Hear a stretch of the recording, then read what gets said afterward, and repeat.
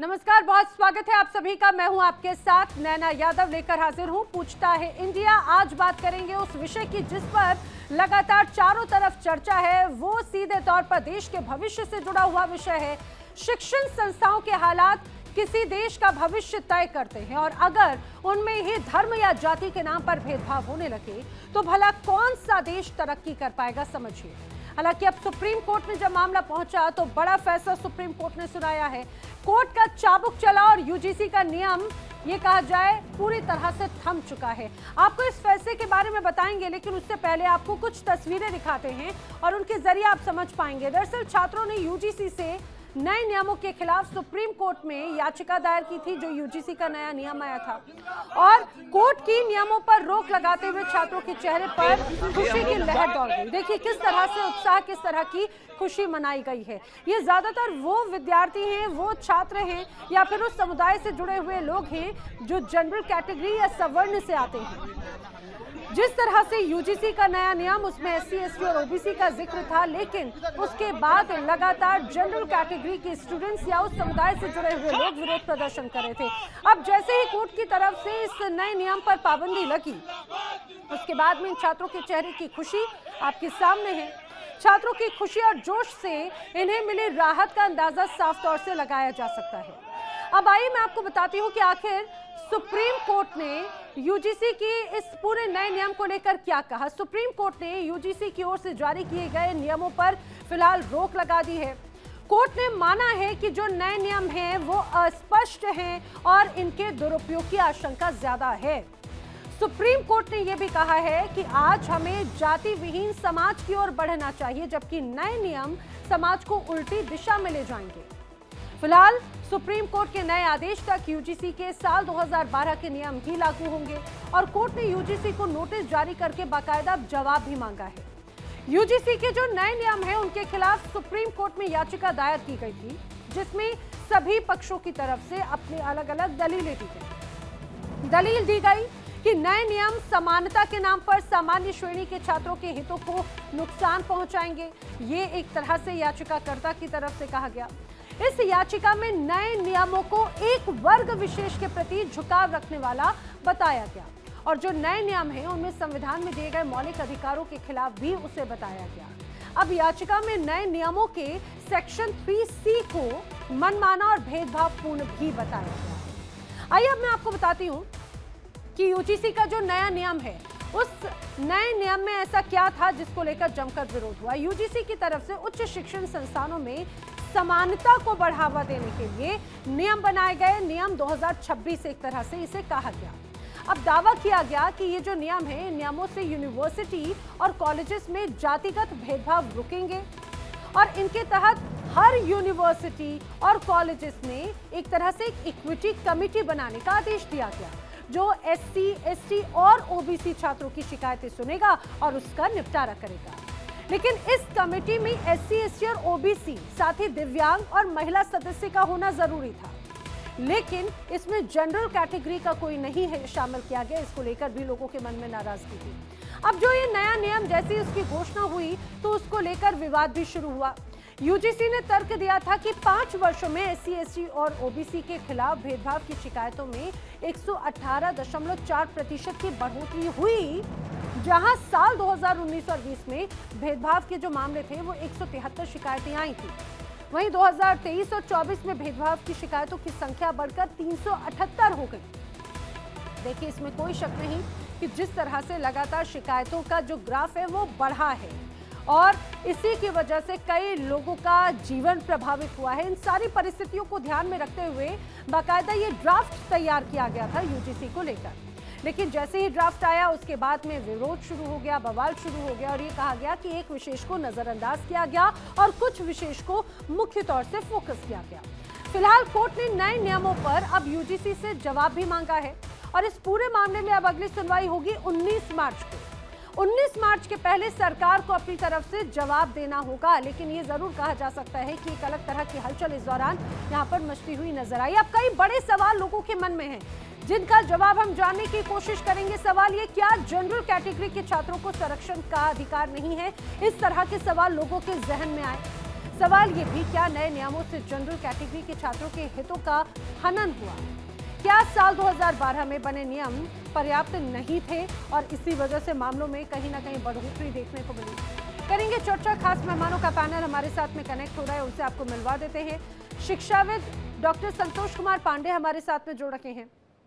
करनी सेना के संगठन मंत्री वीर प्रताप सिंह हमारे साथ में जुड़ रखे हैं।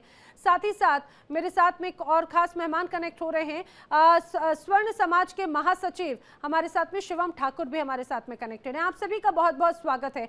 सबसे पहले शिवम जी, मैं आप ही से शुरुआत कर लेती हूँ। अब तो यूजीसी का ये जो नियम आया है, क्या कहेंगे इसको लेकर? और उसको लेकर सुप्रीम कोर्ट की जो प्रतिक्रिया आई है, फिलहाल रोक लगा दिया गया है। देखिए, मेरी आवाज आ रही है? जी जी, बोलिए बोलिए।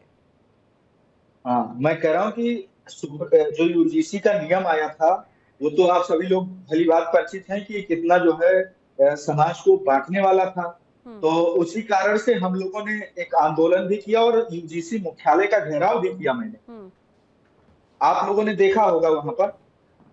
और उसके बाद वहां के जो यूजीसी के चेयरमैन थे, उन्होंने मुझसे मुलाकात की और उन्होंने आश्वासन दिया कि 15 दिन में हम ये कार्रवाई सुनिश्चित करेंगे कि इन नियमों को या तो हटाया जाए और या फिर इनमें कुछ सुधार करके, बदलाव करके इसको वापस से तब लगाया जाए।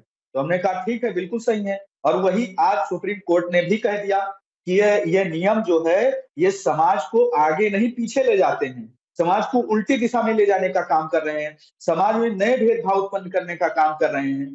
तो जाहिर सी बात है, ये यूजीसी का नियम एकदम बेकार था, बेहुदा था।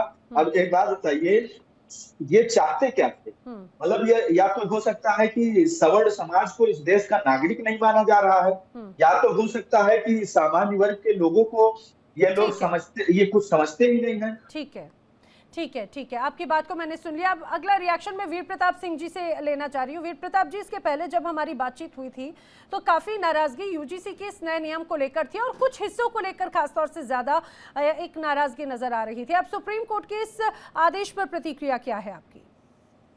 मैं यही कहना चाहूंगा कि अभी हम इसे जीत की तरह नहीं देख रहे हैं। बस ये है कि हमारी बात सुनी गई। माननीय न्यायालय सीजेआई सूर्यकांत जी और जय माल्या जी की जो बेंच थी, आज उसने ध्यान पूर्वक इन चीजों को सुना। और हमें पता है कि जब माननीय न्यायालय किसी चीज को ध्यान से सुनते हैं तो कहीं ना कहीं न्याय संगत तर्क पे ही आगे बढ़ा जाता है। तो आज एक छोटी सी शुरुआत हुई हमारी, जो हम चाहते थे कि कम से कम जो सवर्ण समाज के साथ जो अनुचित जो भेदभाव हो रहा है उसको समाज जाने समझे। तो कहीं ना कहीं न्यायालय ने उस पर एक प्रतिक्रिया दी है और उस प्रतिक्रिया के तहत अब हमारी बात आगे सुनी जाएगी, इसका हमें आश्वासन मिल रहा है। ठीक है, आपको उम्मीद है कि आने वाले वक्त में और आवाज को सुना जाएगा। संतोष जी, खासतौर से कहा जाता है कि एक विद्यार्थी किसी भी देश का भविष्य होता है और शिक्षण संस्थान अपने आप में उस भविष्य को संवारने में बड़ी भूमिका निभाते हैं। लेकिन जैसे ही यूजीसी का नियम आता है उसके बाद में एक बड़ी आपत्ति ये जताई जाती है कि शिक्षा के मंदिर को भी जातिगत आधार पर बांट दिया गया। हालांकि वो पहले से ही इसका बहुत उसकी छवि नजर आती है, इसमें कोई शक नहीं। लेकिन जब इसमें अगर जनरल कैटेगरी को साइड में कर दिया गया था, SC ST OBC का एक पैनल बन गया था, उसको लेकर बड़ी नाराजगी नजर आ रही थी। क्या अब स्थिति, अब वो नाराजगी खत्म हो गई है क्या? पूरे प्रकरण में दो पक्ष हैं। पहला तो ये कि जो शिकायतें हैं, जो भेदभाव के विषय हैं, वो एक महत्वपूर्ण विषय है। और दूसरा ये कि जो यूजीसी ने 2026 के विनियम बनाए, उनको लेकर जो विवाद उठा, उनकी अस्पष्टता को लेकर, और उनमें उनमें उनमें जो शब्दावली का जो इस्तेमाल किया गया और खासतौर पे जो समावेशन की प्रक्रिया है, उससे ऐसा नहीं लग रहा था कि ये कुछ पॉजिटिव होगा, ये कंस्ट्रक्टिव होगा। तो इस पूरे प्रकरण में एक बात स्पष्ट तौर पर सामने आई है कि ऐसा लगता है जैसे यूजीसी ने जल्दबाजी में नियमों को तैयार किया और उनको लागू किया। एक बहुत महत्वपूर्ण और बहुत ही संवेदनशील विषय है। आपने जैसा कि कहा कि ना सिर्फ वर्तमान बल्कि भविष्य किसी भी देश का, किसी भी समाज का विश्वविद्यालयों से बहुत बड़ी हद तक तय होता है, सुनिश्चित होता है। एक बात स्पष्ट है कि ये जो विद्यार्थी होते हैं, नई सोच के साथ आते हैं, नए मूल्यों के साथ आते हैं, और एक उम्मीद लेके आते हैं कि जो समाज में हो रहा है या जी, हो अगर सकता आप है वो तक मेरी बहुत आवाज पहुंच रही हो तो मुझे जरा बताइए, आपको ऐसा लग रहा है कि यूजीसी ने जल्दबाजी में इस तरह से कोई ड्राफ्ट तैयार किया गया हो? क्योंकि कोई भी नियम या फिर कोई भी क्लॉजेस ऐड करने में कोई एक या दो व्यक्ति का रोल नहीं होता, पूरी कमेटी का हिस्सा, बड़ी कमेटी का रोल रहता है और उस कमेटी में सभी बड़ी बड़ी अलग अलग दिग्गज शामिल होते हैं, तमाम अधिकारियों की मौजूदगी और तमाम अलग अलग रिपोर्ट्स या फिर परिस्थितियों को ध्यान में रखते हुए तैयार किया जाता है। ऐसा आपको क्यों लगता है कि यूजीसी की तरफ से या फिर ये जो नियम तैयार किया गया वो बहुत जल्दबाजी में किया गया? माननीय सर्वोच्च न्यायालय ने न्याय की संभावना को जगाया है और कहा है कि स्पष्टता हुई है और निर्देशित भी किया है कि विशेषज्ञों को फिर से ये जिम्मेदारी सौंपी जाए और वो स्क्रूटनी करें, इसको पूरी तरह से देखें कि क्या उचित रहेगा और वो तरीका कौन सा है जिससे सभी पक्ष संतुष्ट हों। देखिए, ऐसा बड़ा मुश्किल होता है इस चीज को समझ पाना कि आप न्याय की तलाश में निकले हैं लेकिन आपने अन्याय स्थापित कर दिया है। आपने कक्षाओं को वर्गों में विभाजित कर दिया है, विश्वविद्यालय परिसर को वर्गों में विभाजित कर दिया है। शिक्षक और शिक्षण संस्थाएं दिन रात प्रयास करती हैं कि मतभेद मिटें और एक समरसता का माहौल लेकिन हो। संतोष जी, आखिर इस तरह से बदलाव या फिर नियमों को लागू करने की जरूरत क्यों थी? क्योंकि उसमें हवाला तो ये दिया गया है जिस तरीके से पिछले कुछ वक्त में, कुछ सालों में लगातार ऐसी शिकायतों के मामले बढ़ते चले गए और उन परिस्थितियों को ध्यान में रखते हुए इस तरह से अपडेट किया गया। क्योंकि एक आंकड़ा था जो जारी किया गया था, उसमें यह कहा गया था कि पिछले 5 वर्षों में SC, ST, OBC के खिलाफ भेदभाव की शिकायतों में इजाफा हुआ और 100% से ज्यादा, 118% से ज्यादा की बढ़ोतरी हुई। क्या ये एक मुख्य वजह रही है? बिल्कुल एक वजह है और 2012 के नियमों को माननीय न्यायालय ने भी पर्याप्त नहीं माना था और कहा था कि कुछ इस तरह से प्रयास किया जाए जिससे एक पुख्ता व्यवस्था हो जो सुनिश्चित करे जो न्याय का पक्ष है और भेदभाव को समाप्त करे विश्वविद्यालय और उच्च शिक्षण संस्थाओं के परिसरों में। उसमें कोई दिक्कत नहीं हो, किसी को भी परेशानी नहीं होनी चाहिए कि एक बहुत सारी सेल हैं जो काम कर रही होती हैं महिलाओं के हितों को लेकर या रैगिंग जैसे विषय पर विश्वविद्यालयों में, तो एक सेल अगर स्थापित हो जाती है कि वो सुनिश्चित करे कि भेदभाव ना हो किसी के साथ। लेकिन समस्या ये है कि वो सेल पूरी तरह से निष्पक्ष हो, पूर्वाग्रह से मुक्त हो, कि कोई भी विद्यार्थी हो अगर उसका उत्पीड़न होता है, वो किसी भी समाज से आता हो, उसका कोई भी निजी, उसकी ठीक कोई है। भी पृष्ठभूमि हो, उसके साथ न्याय होता है। लेकिन यहाँ ये जो वर्गों में विभाजित करके एक वर्ग को इस तरीके से स्थापित किया गया जैसे वही दोषी है, वो ऐसा करता ही ठीक है। है वीर प्रताप जी, आप ये किसी ये बात पे कठिन रिएक्ट चीज। कर रहे हैं? वीर प्रताप जी।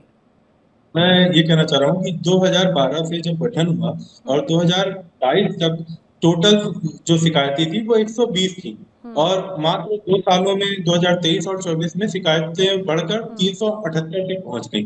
तो कहीं ना कहीं जो ये प्रोपोगेंडा फैलाया जा रहा है कि अचानक बहुत ज्यादा इजाफा हो गया, इस पे भी हमें ध्यान देने की आवश्यकता है। कहीं ना कहीं इसको आज CGI माननीय न्यायालय ने भी अंकित किया है और ये आंकड़ा जो कई ऐसी है जो असंगतियां फैलाई जा रही है, झूठा भ्रम फैलाया जा रहा है, इतनी तेजी से नहीं बढ़ा और इसमें कुछ मामले सही हैं, कुछ गलत हैं। इनको ध्यानपूर्वक देखने की और इस पे जो है कानूनी प्रतिक्रिया जो चल रही है तो इस पे थोड़ा सा ध्यान देने की आवश्यकता है, मुझे लगता है।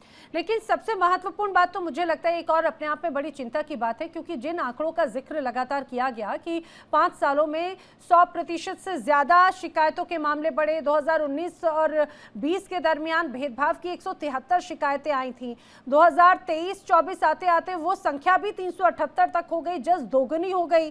शिवम जी, आखिर क्या वजह मानी जाती है? और इन्हीं परिस्थितियों को कंट्रोल करने के लिए तो नए नियम लागू करने की बात कही जा रही थी। ये मैं वीर प्रताप जी की बात से सहमत हूँ। इसमें बहुत सारे आंकड़े झूठे दिखाए गए हैं और दूसरी बात, नहीं तो वो सत्य है या झूठे ही, ये कौन तय करेगा? नहीं, उसके लिए मैं बता रहा हूँ ना।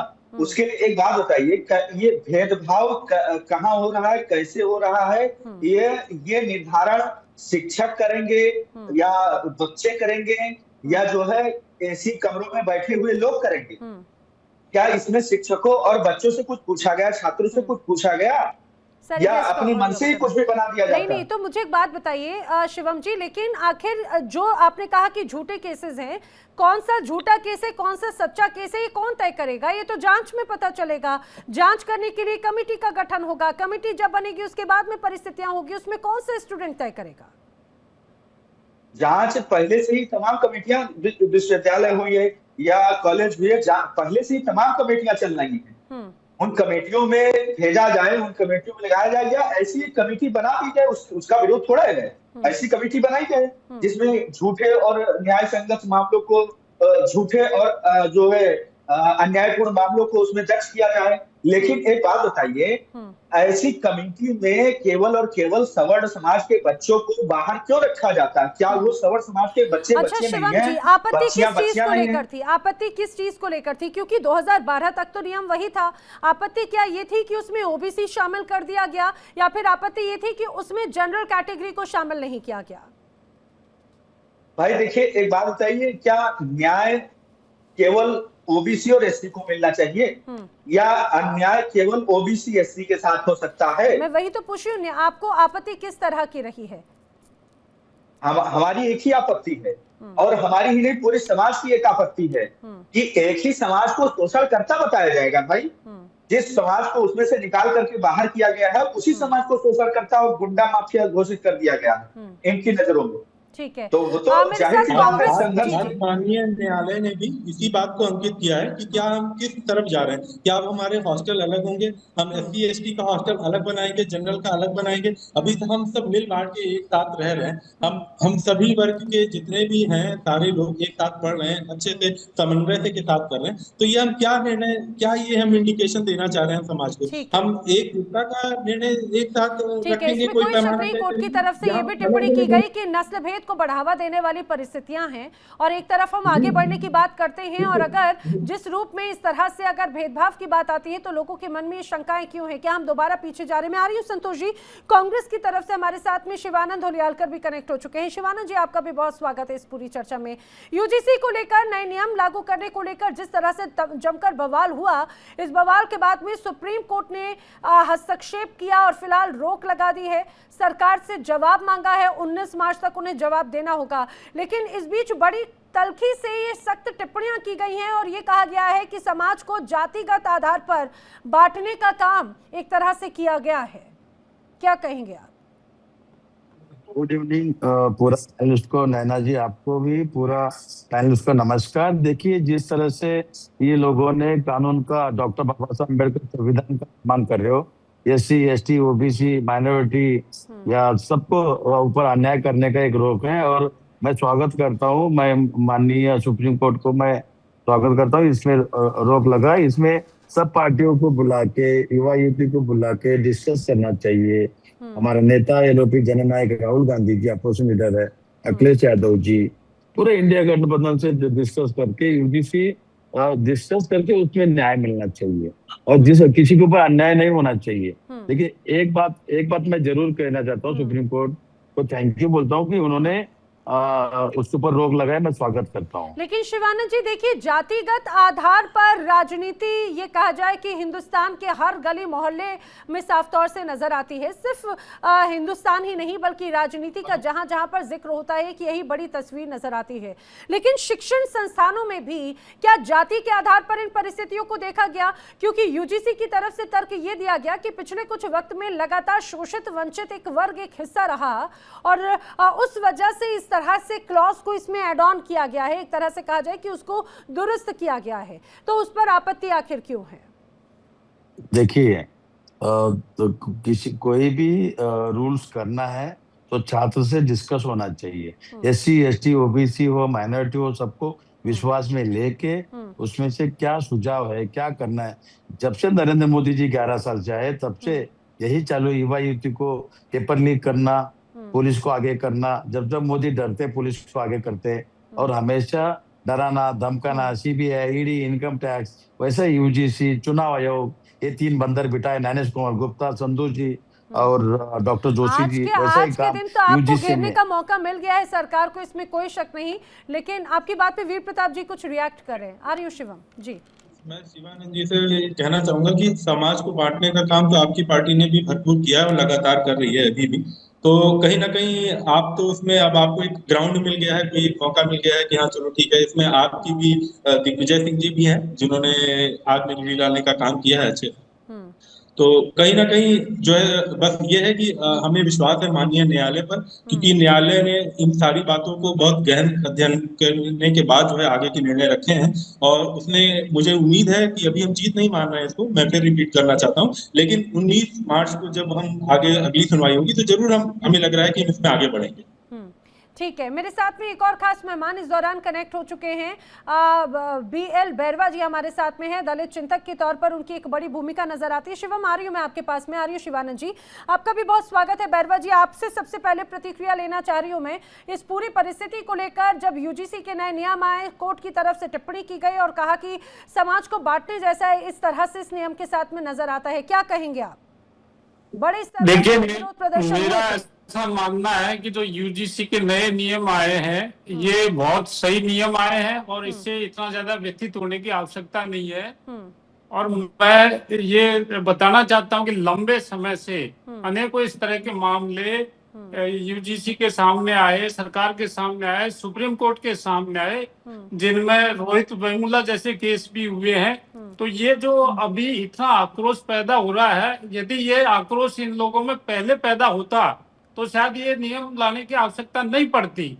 जब सुधार के काम हो रहे हैं, जब न्याय की बात हो रही है, जब ये आक्रोशित हो रहे हैं, और अब तो मामला माननीय न्यायालय के सामने जा चुका है और न्यायालय जो भी निर्णय देगा उसकी हम सब पालना करेंगे। लेकिन इसमें ऐसा कोई प्रावधान नहीं है जो समाज को बांटने की बात करता हो। समाज को बांटने की बात नहीं करता है, बल्कि समाज जो कॉलेजों में, यूनिवर्सिटीज में जो लोग पढ़ने जाते हैं उनको अपना ध्यान पढ़ने पर केंद्रित करना चाहिए बजाय इन बातों के। आए दिन आप देखते हैं कितने सारे केसेस पैदा होते हैं और सरकार का ये ऐतिहासिक कदम है, इसकी हमको सराहना करनी चाहिए। और इसमें जो खामियां रह गई है, यदि कोई खामियां दिखती है, बैरवा जी आपने अपनी बात अच्छा वीर प्रताप जी, कहीं समाज को बांटने का कार्य हो रहा है। UGC छात्रवृत्ति को कार्य ना करके लंबे समय तक ठंडे बस्ते में बैठी थी, जो कार्य उसे करना चाहिए था उसको नहीं किया उसने। तो अपने आप को हाईलाइट करने के लिए आज जिस तरीके के मुद्दों को वो हाईलाइट कर रही है, जिस क्षेत्र में उन्हें कार्य अच्छा करना चाहिए था वो कार्य वो नहीं कर पाए। देखिए, आप कह रहे हैं कि जो करना चाहिए था वो नहीं किया, लेकिन जो किया जा रहा है उसको अप्रिशिएट करना चाहिए ना। नहीं कर पाए। आज माननीय न्यायालय ने भी उसी तरफ इंडिकेशन दिया है कि जो चीज उन्हें करनी चाहिए थी वो नहीं कर पाए। क्या SC ST के अलग हॉस्टल होंगे, अलग अलग लोग बैठेंगे? हम किस तरह हम उल्टी गिनती गिनना शुरू कर दिए? आज समाज एक तरफ एकजुट होना चाहिए या हम उल्टी गिनती की तरफ बढ़ रहे हैं? नहीं, लेकिन आप किधर आप उस समय कहाँ जाते हैं जब ऐसे केस का नियम आप यूनिवर्सिटीज में ऐसे केस तब आप कहाँ जाते हैं? यूनिवर्सिटी में ऐसे केस आते हैं। एक एक करके बात, एक बार बैरैया जी कुछ कह रहे हैं, वो भी बात सुन लेते हैं, बाकी गेस्ट भी कुछ कहना चाह रहे हैं। जी बैरैया जी, बैरवा माफ कीजिएगा, BL बैरवा जी। जी, मेरा ऐसा मानना है कि पहली बार सरकार ने एक ऐसा नियम सामने लाए हैं जो सर्वमान्य नियम है और इसमें किसी समाज को बांटने की बात नहीं है। लेकिन उसमें यही तो बात कही जा रही है। शिवम ठाकुर आपकी बात पे प्रतिक्रिया दे रहे हैं, वो कह रहे हैं कि भाई SC ST OBC को एक पैनल में डाल दिया, जनरल कैटेगरी वाला तो और भी ज्यादा, अब उसके ऊपर एक तरह से उसको सिर्फ कल्पित बना दिया गया है। नहीं, ये कुछ गलत बातें हो रही हैं। ऐसा नहीं है, जनरल के लोगों के साथ भी उसमें दो तरह के मामले, दो तरह के मामले जातिगत भेदभाव के। अम्बेडकर जी को अपना आदर्श बता करके केवल अम्बेडकर जी के नाम की मलाई खाना चाहते हैं। आप वही लोग हैं, आप केवल ये चाहते हैं। अम्बेडकर जी ने अच्छी जो बातें कही हैं उस पर आपका ध्यान नहीं है, लेकिन अम्बेडकर जी ने कुछ अगर आपके लिए कोई नियम प्रावधान या ऐसा कुछ बनवाया जिसके बाद आपको मलाई मिलने लगी तो आप उसको अपना अधिकार मान करके बैठ रहे हैं। अम्बेडकर जी ने कहा था आरक्षण बैसाखी है, क्या उस पर आपने कभी बोला? अम्बेडकर जी ने कहा था कि ये आरक्षण 10 साल में समीक्षा होनी चाहिए, क्या उस पर आपने कभी बोला? नहीं बोला। ये अम्बेडकर जी की बड़ी तस्वीर लगा करके पीछे जरूर बैठे हैं, लेकिन ये अम्बेडकर जी को मानने वाले लोग नहीं हैं। शिवम, लेकिन शिवम 2012 वाला जो नियम लागू करने की बात अम्बेडकर जी ने तो बहुत कुछ बोला था। जी, अम्बेडकर जी ने तो बहुत कुछ बोला था, आपने पालना हम तो की कह रहे हैं, नहीं। एक बात बताओ, ये बोलते हैं इनका कहना ये ये है कि SC ST के समाज खिलाफ अन्याय हो रहा है उसमें। एक बात बताओ, ये इनको रोहित बिमला याद है, लेकिन एक बात बताओ, विष्णु तिवारी क्यों नहीं याद है आपको, जिसने 20 साल के मुझे ये निर्दोष सजा बताइए, काटी? आप विष्णु तिवारी एक तो नहीं याद है भाई? SC ST अम्बेडकर क्यों नहीं जी करते? ने SC ये भी कहा था, NCRB का आंकड़ा निकालो, BL बैरवा जी NCRB का आंकड़ा निकालो, पता चलेगा आपको कितने फर्जी मामले दर्ज हो रहे हैं। आप दलित चिंतक हैं और कितनी चिंता आप दलितों की करते हैं। दलित चिंतक ये नहीं है, ये सवर्णों को गाली देने के लिए चिंतक बने हैं। देखिए हमेशा आप दूसरे जो पक्ष मुद्दे की की तस्वीर बात अलग करेंगे तो नजर अच्छा आती है। रहेगा। देखना कुछ नहीं है, ठीक है, देखना कुछ नहीं UGC है, की बात और करेंगे, ठीक है, UGC ठीक के है, नियमों ठीक है, पे, मैं संतोष जी का भी रुख करूं, लेकिन उसके पहले और भी आप बैरवा इस तरह की बात करेंगे तो मुझे भी आता है बात करना। नहीं, बाबा शब्दों की साहब ने मर्यादा कहा, का ध्यान संघ रखेंगे। प्रमुख ने कहा, जब तक ऊंच नीच छुआछूत भेदभाव रहेगा ये इन वर्गों को कुछ न कुछ प्रोटेक्शन देने पड़ेंगे, और प्रोटेक्शन उन्हीं को दिया जाता है जो कमजोर होते हैं, जो पीड़ित होते हैं। आप सवर्ण समाज को प्रोटेक्ट, लिखते हैं ब्राह्मण बनना सवर्ण भारत छोड़ समाज दो। को ये इतने बड़े बाहुबली लोग ठीक है, हैं, ठीक है, फिर भी शिवा, अपने आप को बात दलित कर रहे बताते हैं। मैं संतोष जी का रुख करूं, लेकिन उसके पहले बैरवा जी एक बात जरा बताइए। आपने कहा भेदभाव जो है वो कहीं से कहीं तक नजर नहीं आया, लेकिन SC ST और OBC इनको तो पैनल में भी शामिल किया गया। अगर जनरल कैटेगरी की बात करें तो वो जो कमेटी बनाने की बात कही गई थी उसमें तो पैनल में भी उनको हिस्सेदारी नहीं दी गई। तो नाराजगी तो एक तरह से वो अपने आप को एक विक्टिम, क्या वो अपने आप को कल्पित पहले ही मान चुके हैं। फिलहाल वो विक्टिम मान रहे हैं, लेकिन उन्हें पता है कि उनको कल्पित बना दिया गया है। बैरवा जी क्यों चाहते हैं कि कोई कानून ऐसा नहीं बने कि हम अपराध नहीं कर पाए? अपराध करने का लाइसेंस क्यों चाहते हैं? अपराध को रोकने के लिए कानून बन रहा है, उसका सम्मान होना चाहिए। ठीक है, हम क्यों संतोष चाहते हैं कुमार कि पांडे SC हमारे ST साथ के में साथ हैं। सुनिए, शिक्षाविद हैं संतोष जी। आपने सुना BL बैरवा को भी, हालांकि उन्होंने अपना एक पक्ष रखा, बाकी सबके अपने अपने पक्ष हैं। मुझे जरा बताइए, क्या वाकई में अभी भी खासतौर से ऐसे शिक्षण संस्थानों में इस तरह के मामले सामने आते हैं जहां पर भेदभाव का बड़ा स्तर नजर आता हो, शिकायतों का स्तर नजर आता हो, कार्रवाई जिन पर नहीं होती हो, और पीड़ित पक्ष उसमें सबसे ज्यादा कौन होता है? और मैं अपने दर्शकों को बताऊं, आप अपनी बात का जवाब दें, अपने दर्शकों को ये भी हमारे जानना चाहिए कि हर एक इलाके का जो वर्ग है वो बहुत ज्यादा अलग हो जाता है। पिछड़े इलाके, ट्राइबल आप एरियाज में जाएंगे तो वहां की परिस्थितियां बहुत ज्यादा शोषित वंचित पहले से ही बहुत अलग परिस्थितियां नजर आती हैं। संतोष जी। बिल्कुल, बहुत बढ़िया सवाल किया है आपने। शुरुआत अपने ही एक तजुर्बे से करता हूँ। एक बार मेरा लेक्चर था 1 घंटे का, और अंग्रेजी में लेक्चर था। जब लेक्चर समाप्त हो गया तो 2 बच्चे मेरे पीछे पीछे आए, खास धर्म से ताल्लुक रखते थे। उन्होंने मुझसे रिक्वेस्ट किया, गुजारिश की कि सर मुझे इंग्लिश समझ में नहीं आई। मैंने अगले दिन से उनको आगे बिठाया, और आगे बिठाने के बाद मैंने हिंदी का भी प्रयोग किया, और जितनी काम चलाऊ उर्दू आती है उसका भी प्रयोग किया, और अंग्रेजी का भी प्रयोग किया। फिर हमने अगले दिन पूछा कि हाँ अब आपको समझ में आया? बोले हाँ सर अब ठीक है। भेदभाव ये भी है एक तरह से। अगर सबसे पहले तो हम ये समझें कि विश्वविद्यालय का उद्देश्य क्या है। विश्वविद्यालय का उद्देश्य है, जो बालक बालिका वहां पर शिक्षा ग्रहण करने के लिए आई है वो गुणवत्ता युक्त शिक्षा प्राप्त करके, अपने स्किल्स को इम्प्रूव करके, अपने जीवन का और समाज के लिए योगदान करे जाके, ये होता है। तो भेदभाव ऐसा नहीं, भेदभाव के बहुत सारे स्वरूप हो सकते हैं, लेकिन जब हम इस पूर्वाग्रह से आगे बढ़ जाएं, जैसे मैं हूं या कोई और भी टीचर हैं, हम सभी बच्चों को देखते हैं एक ही तरह के हैं। और मेरे जीवन में अब तक, अकादमिक जीवन में अब तक कभी भी ऐसा मामला नहीं आया जिसमें वर्ग में बटा हो कि ये फला वर्ग से आते हैं इसलिए इनका शोषण हुआ, ऐसा बिल्कुल भी नहीं हुआ है। और एक महत्वपूर्ण बात समझनी चाहिए कि अगर कुछ घटनाएं होती हैं उसको हम पूरा आधार नहीं बना सकते। शायद हमें से गलती हो रही है, हम आज के दौर के बच्चों की नब्ज नहीं महसूस कर पा रहे हैं। कक्षा में बच्चे एक साथ बैठते हैं, एक साथ सीखते हैं, सांस्कृतिक कार्यक्रमों में भाग लेते हैं, कैंटीन में बैठ के खाना खाते हैं, एक ही टिफिन से सब खा पी रहे होते हैं, खेल कूद रहे होते हैं, और अपने जीवन को बेहतर बनाने की प्रक्रिया में शामिल होते हैं। लेकिन फिर ये कहां से ये छूत अछूत, भेदभाव, जातिगत ये कहा जाए कि ट्रांसपेरेंसी नहीं होना, ये इतने लंबे स्तर की शिकायतें किस रूप में शिकायतें आती हैं? फिर इस तरह की परिस्थितियों की जरूरत क्यों है?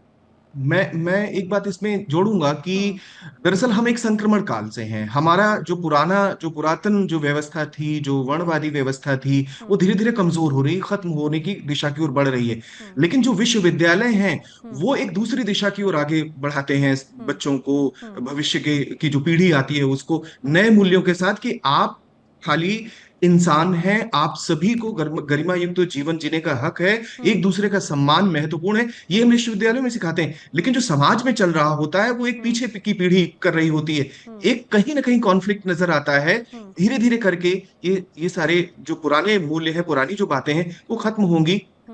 एक बात हम एक्सेप्ट करेंगे कि समाज में जाति खत्म हो रही है, जातिवाद मजबूत हो रहा है। हमें इसमें अंतर करना होगा कहीं ना कहीं से जाकर। हम चाहते क्या है? क्या हम चाहते हैं कि वो सारी बातें जो चली आई हैं वो चलती रहें? हम क्या उस गैप को खत्म करना चाहते हैं? अगर चाहते हैं तो हमारे लिए न्याय महत्वपूर्ण होना चाहिए। मैं समझता हूं कि कोई भी, मैं एक मिनट, कोई भी बालक या बालिका हो, अगर उसके साथ किसी भी तरह का अन्याय हुआ है, पूरे समाज का, पूरे विश्वविद्यालय का, पूरी व्यवस्था, संतोष जी कि इस तरह के मामले सामने आए तभी शायद कोई बीमारी सामने आई, इसी वजह से दवाई की जरूरत पड़ती है।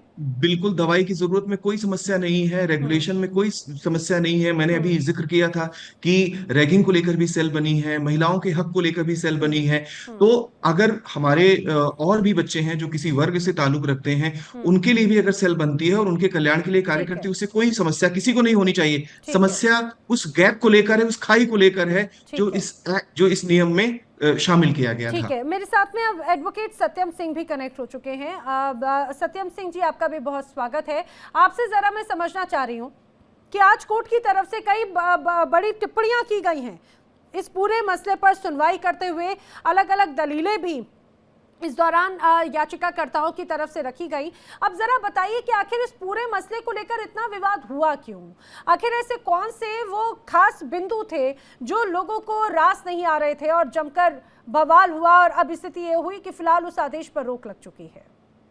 देखिए, इसमें नैना सबसे बड़ी बात यह है कि इस जो नया रेगुलेशन 3C आया है, इसकी रिक्वायरमेंट है नहीं करेंटली। अच्छा। क्योंकि जो एग्जिस्टिंग रूल्स हैं पहले से, चाहे SC/ST एक्ट हो और अदर जो है रेगुलेशंस है, जो 12th का और रेगुलेशन 3E है, वो पहले ही जो डिस्क्रिमिनेशन है कैंपस में उसको कवर करता है। अब बात करते हैं सिर्फ यूजीसी के नियमों की, तो यूजीसी का जो खुद का जो सेक्शन 12 यूजीसी एक्ट का है, सेक्शन 12 और सेक्शन 26, वो बात करता है फेयरनेस की कैंपस में, वो बात करता है नॉन डिस्क्रिमिनेशन। उसी के कॉन्ट्रेरी आप लेके आए सेक्शन 3 रेगुलेशन 3C, जो अपने आप में अगर करता है ओनली, और एक तो सबसे बड़ा इसमें प्रॉब्लमेटिक ये है ओबीसी को ऐड करना। ओबीसी जहां तक अगर पूरा इतिहास देखा जाए तो ओबीसी कहीं से शोषित रहा नहीं है। ओबीसी का जो रिजर्वेशन है प्योरली पॉलिटिकल है। अब आते हैं कैंपस में इस तरीके की चीजों की। जब SC/ST एक्ट ऑलरेडी है, जो किसी कैंपस को नहीं देखता, उसका कोई जुरिडिक्शन नहीं है, कहीं भी किसी भी तरीके की जातिगत तरीके से कोई बात होती तो वहां पे SC/ST एक्ट लगता है। उसमें उस सुप्रीम कोर्ट के जजमेंट को भी इन्होंने कर दिया। अब इसमें सबसे बड़ी बात ये डिस्क्रिमिनेशन इसलिए है ये कि जब अब छात्र पूरा पढ़ाई करेगा या फिर इन सब नियमों के बीच में अगर चलिए दोस्त यार बनते हैं, आपस में थोड़ा बहुत कहा सुनी भी होती है, तो वहां पे फेक केसेस जब शुरू हो जाएंगे। अब फेक केसेस शुरू हो जाएंगे तो चलता रहेगा सिलसिला, वो एक तरफ डिग्री अपनी पूरी करेगा या कंप्लेंट पूरी करेगा। अब आते हैं फेक केसेस पे। SC/ST एक्ट में at least 90,000 around fake cases registered हैं जिसपे अभी कोई कन्विक्शन नहीं। अच्छा। तो अब जहां तक जो है धर्मेंद्र प्रधान जी कहते हैं कि हम एश्योरेंस दे रहे हैं कि कुछ नहीं होगा। अब मुझे तो सबसे बड़ी समस्या आ रही है, पता नहीं उनको इस बात का नॉलेज है, लीगल नॉलेज है, इसका मुझे जीरो आइडिया है। लेकिन इस तरीके के वक्तव्य देना कि हम लॉ बना रहे हैं, उस पे एश्योरेंस दे रहे हैं कि उसका नहीं होगा। आज जो है लोग PW का कोटा बनवा करके जो है IAS PCS बन रहे हैं, उस पे कौन सा रोक लग गया? 498 के फर्जी मुकदमे हो रहे हैं, उस पे कौन सा रोक लग गया? SC/ST के जो फर्जी मुकदमे लग रहे हैं उस पे कौन सा रोक लग गया? उससे भी सबसे बड़ी बात है जो पुराने नियम है। लेकिन सत्यम जी, फिर मैं इस पर बैरवा जी का रिएक्शन लूं, लेकिन मुझे एक बात बताइए कि आपने कहा कि पहले से ही जो नियम था उसमें SC और ST का तो जिक्र था, अब जो नया क्लॉज आया उसमें OBC को जरूर शामिल कर दिया गया। विवाद OBC को शामिल करने को लेकर हुआ। जी, मैं कहता हूँ जनरल कास्ट के स्टूडेंट कैंपस के अंदर तो सारे एक है, ड्रेस कोड सबका एक है, स्टूडेंट सारे सबको टीचर्स एक ही नजरिए से देखते हैं, सब स्टूडेंट एक साथ बैठते हैं, एक साथ खाते हैं, एक साथ घूमते हैं। आप जब इस तरीके का डिस्क्रिमिनेशन लेके आएंगे और बच्चों के मन में भय होगा, तो हमें लगता है तो कहीं कुछ बचेगा ही नहीं। बीएल बैरवा जी, देखिए, मेरा ऐसा मानना है कि ये जो बच्चों के मन में भय वाली जो बात हो रही है या डिस्क्रिमिनेशन की जो बात हो रही है, ये गलत है, क्योंकि ये जभी पैदा होगी जब इस तरह की कोई इंसिडेंट पैदा होंगे। अन्यथा पूरे कॉलेज में, यूनिवर्सिटी में SC ST OBC माइनॉरिटी सवर्ण समाज के लोग, इनमें खूब अच्छा भाईचारा रहता है और रहना भी चाहिए। लेकिन कोई ऐसी घटनाएं होती हैं तब उसके प्रोटेक्शन के लिए कुछ कानून लेकिन बनाए बैरवा जी, जाते आपने हैं। सत्यम सिंह को सुना, मैं चाहूंगी प्लीज सबका ऑडियो ऑफ करें। सत्यम सिंह जो कह रहे थे, उन्होंने कहा कि SC ST एक्ट में भी 90,000 से ज्यादा फेक केसेस हैं, लेकिन आखिर उनको कैसे चिन्हित किया जाएगा, क्या सही क्या गलत, और कौन सही कौन गलत? ये जो अभी कानून UGC का आया है, इसमें इस तरह के प्रावधान हुए हैं। जो समता कमेटी बनाई गई है, बहुत सारे चैनल है, उस कमेटी के अंदर सभी लोगों की भागीदारी है, और इसके बावजूद भी न्यायालय के दरवाजे भी सबके लिए खुले रहेंगे। और अब तो मैं समझता हूँ कि माननीय सुप्रीम कोर्ट ने जो संज्ञान लिया है, तो जितनी भी कमी हमारे लोगों के बीच में आई है, उनका भी निराकरण इसमें हो जाएगा और हम सारे लोग सम्मान करेंगे उसका। तो इसमें ज्यादा समाज को और बांटने की आवश्यकता नहीं है, बल्कि इसको व्यापक स्तर पर लेने की जरूरत है। कमियां उनको दूर किया जाएगा और जो डर भय है उसको भी निकाला जाएगा। लेकिन ये इस मुद्दे को लेकर राजनीतिकरण करना या समाज को बांटना, ये गलत है। बच्चे पढ़ेंगे या आरोप प्रत्यारोप करेंगे बैरवा जी? बच्चे पढ़ने जाते हैं स्कूल में या आरोप प्रत्यारोप करेंगे? आरोप प्रत्यारोप सर जब ही होंगे जब कोई घटना होगी। यदि घटना नहीं होगी तो आरोप कहां से लगेंगे? नहीं, एक बात बताइए, मैं पढ़ने जा रहा हूँ, ठीक, मैं पढ़ने गया, मैं किसी को देख करके मेरे मुंह से मुस्कान निकल गई, ठीक है, मैं मुस्कुरा दिया किसी को देख करके, उसको लग गया कि ये तो मेरे खिलाफ जो है मुझे जातिगत भेदभाव कर रहे हैं मेरे साथ। वो जाकर के मेरे ऊपर आरोप पत्र डाल दे और मैं उसको लेकर के घूम, मेरी पढ़ाई कहाँ गई फिर? इसके कानून के तहत ये सारे प्रावधान है कि इस तरह के झूठे आरोप नहीं लगा सकते। एक भी प्रावधान नहीं है बैरवा जी, उसको आप पढ़िए, एक भी क्लॉज स्पष्ट नहीं है जिसमें ये कहता हो कि अगर कोई आरोप लगाता है और आरोप न सिद्ध होने पर उस पर भी वही कार्रवाई हो, ऐसा कुछ है? अच्छा बैरवा जी, मुझे एक बात बताइए, जब एक तरफ SC ST को जब ये प्रोटेक्शन एक तरह से दिया गया, वो हो सकता है उस समय की वक्त की जरूरत हो, लेकिन 21वीं सदी में जब हम मिलजुल कर आगे बढ़ रहे हैं और कई कीर्तिमान रच रहे हैं, वो भेदभाव की तो जो जातिगत या फिर अलग तरह के ऊंच नीच वाले जो व्यवहार थे, वो सब बहुत पीछे होते हुए नजर आते हैं, ऐसा बड़ा दावा किया जाता है। 21वीं सदी में 2026 में भी क्या उस प्रोटेक्शन की आवश्यकता है और कब तक उस अम्ब्रेला की जरूरत पड़ेगी? बैरवा जी, ये मेरा ऐसा मानना है कि जब देश आजाद हुआ, भारतीय संविधान लागू हुआ, उसके बावजूद समाज के अंदर इस तरह की जो कुरीतियां हैं वो हैं, जो समाज को आपस में लड़ाने का काम आए दिन होता रहता है, और उनमें काफी सुधार भी हुआ है, ऐसा नहीं है नहीं हुआ है। लेकिन जो यूनिवर्सिटीज के अंदर जो उदाहरण देखने को मिले हैं, उससे जो छात्र वहां पढ़ने जाते हैं, उनमें उसी समय से इतना वर्ग भेद पैदा हो जाता है, आपसी प्रताड़ना से ग्रुप बन जाते हैं। मैं तो ये मानता हूँ उस ग्रुप को, प्रताड़ना को खत्म करने का एक उपाय है, ताकि ऐसी घटना ही नहीं हो और तो छात्र वीर प्रताप जी, क्या इससे ये खत्म होंगे इस तरह के मामले? बैरवा जी से पूछिए कि इनके साथ कितना भेदभाव किया गया, बैरवा जी से पूछिए इनके साथ कितना भेदभाव किया गया। ये जब पढ़ने जाते थे तो इनको कितना प्रताड़ित किया गया सवर्ण समाज के द्वारा या किसी समाज के द्वारा? देखिए, आपको पढ़ने नहीं दिया गया, आपको बैठने नहीं दिया गया। आप पूछ रहे हैं तो मुझे बताने देंगे? आप पूछ रहे हैं ना। मैं इस बात को स्वीकार कर रहा हूं कि इतने समय के अंदर बहुत व्यापक सुधार हुआ है। जो पहले ऊंच नीच छुआछूत भेदभाव था, उसमें कमी आई है, और सवर्ण समाज और अनुसूचित जाति जनजाति समाज एक होकर के रहने लगा है। और ये कारण है कि जो अनेकों कानून बने, उसका ये परिणाम है। और अब जो यूनिवर्सिटी में थोड़ा जो देखने को कुछ उदाहरण मिले, जिनसे पूरे देश में बड़ा घमासान हुआ, उसमें यदि कोई इस तरह के उपाय हो रहे हैं आप ये सुनिए तो ना, ये यदि तो कोई बहानेबाजी यदि है, कोई कोई बात नहीं। अच्छे जब आप खुद ही कह रहे अच्छे हैं, मुझसे स्वीकार कर रहे हैं कि आप खुद स्वीकार कर रहे हैं कि बहुत सारी चीजें मैं खत्म हुई, उस तो क्या बात के लिए कह रहा हूं कि उल्टी जो उल्टी उदाहरण केस क्यों दौड़ना? बैरवा जी, उल्टी जो केस क्यों दौड़ना गंभीर आपको? नहीं जो नहीं, लेकिन ठीक है, गंभीर मैं वीर उदाहरण प्रताप जी भी देखने उस को समय मिल कुछ रहे कह हैं, रहे थे। मैं उनके वीर प्रताप जी निपटारे से के लिए इसको कोई जवाब लेना कानून चाह रही आता हूँ। है वीर तो क्या प्रताप जी, दिक्कत है? क्या 2026 में 21वीं सदी में आज जब हम चांद पे जाने की बात करते हैं, आज हम हर लिहाज से विश्व गुरु बनने की बात करते हैं, क्या जातिगत आधार पर विश्व गुरु बनेगा हिंदुस्तान? और एक तरफ जिस तरह से बैरवा जी बार बार ये बात कह भी रहे हैं कि भाई खत्म करने की आवश्यकता है, तो क्या इस तरह से नियमों के साथ में खत्म हो जाएगी ऊंच नीच? आज हमारे देश के सबसे उच्च पद पर हमारी राष्ट्रपति द्रौपदी मुर्मू जी किस समाज से आती हैं? हमें इन सब चीजों से देखना चाहिए, हमारे प्रधानमंत्री जी किस समाज से आते हैं। तो अभी भी अगर हम इन चीजों को बढ़ावा देंगे तो कैसे काम चलेगा? मुझे नहीं लगता कि इन चीजों को बढ़ावा देने से आगे बढ़ सकते हैं। ऐसे बढ़ावा देने वाले तो कुछ केवल रावण जैसे लोग हैं जो कि ऐसी चीजों को बढ़ावा देते हैं, उन्हीं का पक्षधर भैरवा जी ले रहे हैं आकर।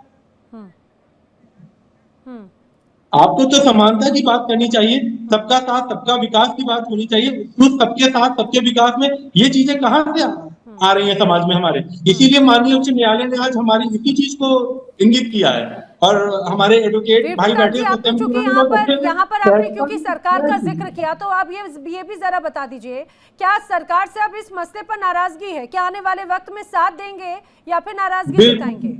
बिल्कुल नाराजगी है सरकार से। सरकार ऐसा कोई भी, हम किसी पार्टी या किसी ऐसे जो है बायस्ड ग्रुप से नहीं बिलोंग करते हैं जो पीछे से बोला जाएगा कठपुतली की तरह कार्य करेगा। हमें अच्छा बुरा हर एक समाज में जो भी ऐसा कुछ होगा हम उस पर खुलकर बात करेंगे। और करनी सेना हमेशा अपना मजबूती से पक्ष रखती आई है और हम इसको बिल्कुल रखेंगे मजबूती से। जहां भी गलत दिखेगा हम हमारा ये नहीं है कि हम जो है किसी के साथ भी खड़े हो जाएंगे, लेकिन गलत का हम खुलकर विरोध करेंगे, जो कि करनी सेना अपने माध्यम से जगह जगह पर चप्पे चप्पे पर हर जगह कर आपकी रही इस है। बात पे हमारे शिवानंद हुलियालकर जरूर खुश होते हुए नजर आएंगे।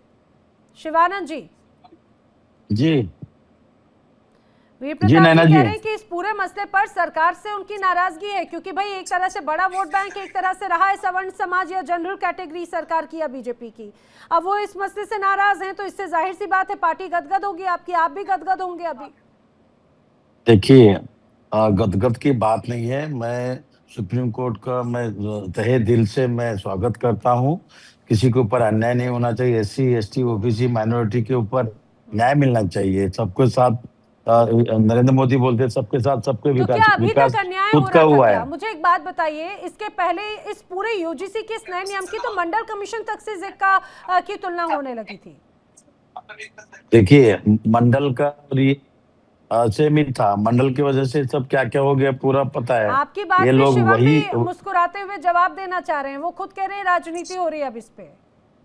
नहीं, कोई राजनीति नहीं है, कोई राजनीति नहीं हो रही है। है। और मैं सुप्रीम कोर्ट का और तहे दिल से स्वागत करता हूँ। और नेता और कभी तहे किसी दिल के से सगे मैं नहीं होते। 100% स्वागत करता हूँ। जी जी बिल्कुल राजनीति हो रही है और नेता कभी किसी के सगे नहीं होते। इनकी एक ही मंशा होती है, सत्ता प्राप्ति। उसके लिए चाहे दो समाज को लड़ाना पड़ जाए या कुछ भी करना पड़ जाए, किसी भी हद तक जाने को तैयार है। इसलिए जो है ये षड्यंत्र रचा जाता है। और ये जो षड्यंत्र नया रचा गया ना आप लोगों ने के आज माध्यम से, तक ये भी कहीं ना कहीं गरीब उसका दलित एक पिछड़ों परिणाम है। एक बात अन्याय बताइए, कर रहे आज हो। शिक्षा पर कोई बात नहीं कर रहा है, आज रोजगार पर कोई बात नहीं कर रहा है, कोई नहीं। आज कोई भविष्य की व्यवस्थाओं पर बात नहीं कर रहा है, भ्रष्टाचारी आज कोई जो है बीजेपी जुमला अच्छे योग्य बच्चों को बीजेपी तराशने की बात नहीं कर रहा है। कोई सब नहीं। किस पे लगे हुए हैं? सतराम गोडसे जातिवाद आपस में लड़ाओ, इनको तोड़ो, इनको लेकिन और इसी में लड़ते रहे। सुनिए शिवम, राजनीति में जब बात होती है, जाति की बात होती है, तो आज का युवा भी क्या इस जाति के फेर में उलझा हुआ है क्या, या उलझाने की कोशिश की गई है? ये बहुत बड़ी साजिश है। युवा तो समझदार होता ही है, लेकिन ये बहुत बड़ी साजिश है और इस साजिश में अभी युवा उस साजिश को समझ नहीं पाया। शिवानंद जी भले ही यहाँ पर वीर प्रताप कह रहे हो करनी सेना की तरफ से कि भाई सरकार को से नाराजगी है सवर्ण समाज की, लेकिन शिवम की बात से ये तो स्पष्ट हो जाता है कि जो आप अभी गदगद खुश हो रहे थे, आपको खुशी ज्यादा देर की उन्हें दी भी नहीं। उन्होंने कहा कि भाई वो खुद स्मार्ट है, उन्हें किसकी तरफ जाना है, जो उनके हित की बात करेगा उधर की तरफ जाएंगे। सरकार से नाराजगी जरूर है हमारी, पर हमारा अगला विकल्प कांग्रेस नहीं हो सकती, क्योंकि कांग्रेस करनी ने सेना ऐसा नहीं किया कि हम अगला विकल्प सेना इनको के चुनें। पास कुछ भी नहीं है। और शिवम जी मेरे भाई है।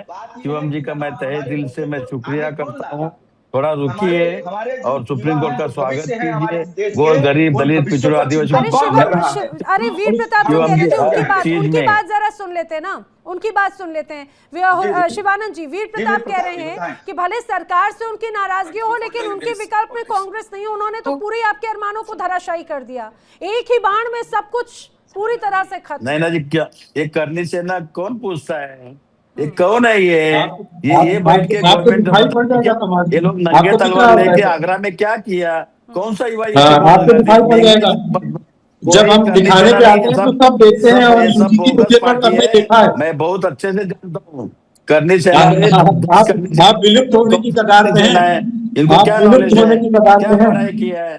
कोई आप नहीं है। विलुप्त होने की आप कगार लोग पे हैं। शोषित आप हो, विलुप्त दंगा विलुप्त करवाते होने हो। की कगार पे हैं माफी वीर शिवानंद जी, आप विलुप्त होने की नथुराम कगार पे गोडसे की हैं। विचारधारा से आप चल रहे हैं। देश सर्वोपरि है। हम महात्मा गांधी जी, सरदार वल्लभ भाई पटेल, पंडित जवाहरलाल नेहरू जी, श्यामा फुले अम्बेडकर, छत्रपति वो शिवाजी 50 साल में महाराज पूरे के देश ने देख पावन लिया। पर से हम आपने काम जो कर रहे हैं। कायाकल्प किया है करनी ना देश सेना का में भ्रष्टाचार कोई करके, करनी वो सेना 50 जी, साल क्या से इस पूरा बात देश की देख रहा आप है। नाराजगी लोग होगी बैठ कि के वीर आपके प्रताप जी ने कायाकल्प जो कांग्रेस को 50 एक तरह साल से से दरकिनार कर भ्रष्टाचार दिया? क्या इस बात की नंगे आपको देश को तलवार नाराजगी लेके होगी? आप लोग भ्रष्टाचार की तरफ लेके गए हैं। शिवानंद जी, केवल आपकी पार्टी देश को भ्रष्टाचार की तरफ लेके गई है। और इसीलिए मैं कह रहा हूँ, हमारा विकल्प कांग्रेस नहीं है किसी कीमत पर। कोई पूछता नहीं नैना जी, मैं उसको एक जवाब दे दूं, कोई सवाल नहीं। नंबर 1, नंबर 2, मैं सुप्रीम कोर्ट का तहे दिल से स्वागत करता हूँ। ये लोगों ने आगरा में नंगा तलवार लेके अखिलेश यादव जी को जान के मारने का इन्होंने कोशिश किया, धमकाया। ये करनी सेना नहीं, ये गुंडा सेना है। मैं इसका गड़ी निंदा करता हूँ। सुप्रीम कोर्ट का तहे दिल से स्वागत करता अरे हूँ। शिवानंद कोई जी, इसमें संबंध नहीं है। शिवानंद जी, ऐसा लग रहा है कि वीर प्रताप ने अभी अगर बीच डिबेट में बोल दिया कि भाई भले सरकार से नाराजगी है लेकिन कांग्रेस विकल्प नहीं, तो आप तो उनके ऊपर बरस पड़े, बिल्कुल पूरी तरह से बरस पड़े। जो भी करनी सेना को कोई पूछता नहीं है। ये करनी सेना का कोई लेना देना नहीं है। यूजीसी सुप्रीम कोर्ट से ऐसा तहे मत दिल से कहिए। राजस्थान में बहुत बड़ा अच्छा होल्ड है, मध्य प्रदेश के कुछ इलाकों में बड़ा अच्छा होल्ड है, वहां पर दिक्कत कर देते हैं वो। कुछ नहीं है। करनी सेना मैं अच्छे से जानता हूँ, वहाँ कोई दिक्कत नहीं कर है। देते सब हैं। हमारे मित्र लोग हैं। ये इनको आंसर देने का कोई सवाल नहीं है। SC ST OBC माइनॉरिटी न्याय मिलना चाहिए। सुप्रीम कोर्ट गई। मैं ठीक है, स्वागत ठीक है। देखिए यहाँ पर कौन कितना मजबूत है, कौन कितना नहीं, इससे अलग। लेकिन बैरवा जी, मुझे एक बात बताइए, यूजीसी के इन तमाम परिस्थितियों को लेकर सुप्रीम कोर्ट ने सख्ती से ये जरूर स्पष्ट कहा है कि जिस तरह से ये नियम आगे लाने की बात की गई, हम देश को और पीछे धकेलने की बात करें, और आप कह रहे हैं कि भाई ये वक्त की जरूरत है। कैसे, क्यों लगता है ऐसा आपको? देखिए, जब सुप्रीम कोर्ट ने जो भी गाइडलाइन दिया है वो उस पर हम कमेंट नहीं कर सकते, क्योंकि माननीय सुप्रीम कोर्ट के अधीन विचाराधीन है पूरा मामला। नहीं, मैं उनके फैसले को नहीं बोल रही हूँ, मैं ये उसमें जो अलग अलग टिप्पणी की गई है याचिकाकर्ता की तरफ से, याचिकाकर्ता ने भी ये दलील दी है। और यहाँ पर मेरे साथ में पैनल में मौजूद चाहे वीर प्रताप हो या फिर शिवम, वो भी यही बात कह रहे हैं। BL बैरवा जी, अच्छा, शायद मेरा उनसे कनेक्शन टूट गया है, लेकिन यही बात मैं चाहूंगी, जरा इस बात को संतोष जी बताइए, आखिर क्या वक्त, आज मौजूदा स्थिति में क्या जरूरत है, और बैरवा जी को आखिर क्यों उसकी बार बार जरूरत महसूस हो रही है? कि जैसे यूनिवर्सिटीज में चिकित्सकीय सुविधा की भी व्यवस्था होती है, लेकिन इसका मतलब नहीं कि हर रोज बच्चे बीमार पड़ जाते हों। यदा कदा कभी ऐसी स्थिति उत्पन्न होती है। किसी तरह की सेल स्थापित करना, कोई मैकेनिज्म स्थापित करना निश्चित रूप से बहुत लाभान्वित करता है विद्यार्थियों को। तो ये जरूरी है। जो माननीय न्यायालय ने कहा है, जो टिप्पणी की है उन्होंने इन नियमों को, उसके सार को समझना चाहिए। न्यायालय यही कहता है कि न्यायपूर्वक व्यवस्था के लिए जरूरी है। जैसा वो माननीय न्यायालय ने कहा कि हम पीछे क्यों जाना चाह रहे हैं, जब हम 2026 में हैं, आगे का सफर तय करें, पीछे जाने का कोई मतलब नहीं है। और एक बात और मैं कहना चाहूंगा कि शायद हम ये राजनीतिक विषय ज्यादा हो गया है। अगर हम बच्चों को देखें, आज जेनजी का जमाना है, बच्चे बहुत आगे निकल गए हैं। मैं अगर क्लासरूम में जाके पूछूं तो बहुत सारे बच्चों को पता भी नहीं है कि ये मसला चल क्या रहा है, उनकी समस्याएं क्या हैं, उनकी मौजूदा जो बड़ी समस्याएं हैं वो है उनको अच्छी शिक्षा मिले, रोजगार मिले और उनका भविष्य उज्जवल हो। इस पर काम करने की ज्यादा जरूरत है, ना कि इसमें ऐसे कोई शक विवादित नहीं। प्रश्न देखिए, और पैदा करना। खासतौर से जब अगर बात कमेटी गठित करने को लेकर बात कही गई, मैंने वही इसीलिए शुरुआत में ही इसका जिक्र किया था, खासतौर से रूरल और अर्बन एरियाज के जो यूनिवर्सिटीज या शिक्षण संस्थान हैं, उन दोनों की शिक्षा के स्तर में भी बड़ा अंतर होता है। वहाँ की जो जेंट्री आती है उसमें भी बड़ा अंतर होता है। जो पिछड़े इलाके होते हैं वहाँ पर आ रही पूरी जो क्राउड है उसमें भी बड़ा अंतर होता है, और जरूरत शायद उन इलाकों में ज्यादा होती है। संतोष, आप कुछ कह रहे थे, बात पूरी कीजिएगा प्लीज। 30 हाँ, मैं ये कहना चाह रहा हूँ कि जो भारत एक विविधता वाला देश है और इसमें बहुत सारे ऐसे पक्ष हैं जो बिल्कुल एक जैसे लगते तो हैं लेकिन होते नहीं। जैसे नगरीय क्षेत्रों में जो शिक्षण संस्थाएं हैं या ग्रामीण क्षेत्रों में हैं, ये अलग अलग हो सकती हैं बहुत सारे। तो हमें इसको भी ध्यान में बहुत ज्यादा रखने की जरूरत है। और मुझे हो लग सकता रहा है कि कि शायद किसी इन एक परिस्थितियों को सरकार हो या फिर कमेटी रही हो जिसने इस ड्राफ्ट को तैयार किया, या याचिकाकर्ता हो, कोर्ट सभी ने इस अलग अलग विषय को जरूर समझा है, लेकिन कोर्ट का यह आदेश जरूर आ चुका है कि फिलहाल अगले आदेश तक ये नियम लागू नहीं होगा, पुराना ही नियम लागू रहने वाला है। एक पक्ष में खुशी जरूर है, लेकिन दूसरा पक्ष अब जरूर एक बार फिर से ये कहा जाए प्रश्न उठाता हुआ नजर आता है। और लेकिन बार बार बात ये कि 21वीं सदी में भी इस तरह के जातिगत आधारित इस तरह के नियमों की आखिर क्या वास्तविकता में आवश्यकता है। आप सभी मेरे साथ इस चर्चा में शामिल हुए, आप सभी का बहुत बहुत धन्यवाद। वक्त एक छोटे से ब्रेक का। इंडिया डेली अब आपके स्मार्ट टीवी पर भी मौजूद है। इंडिया डेली 24/7 अब आप लाइव देख सकते हैं इन सभी प्लेटफॉर्म्स पर।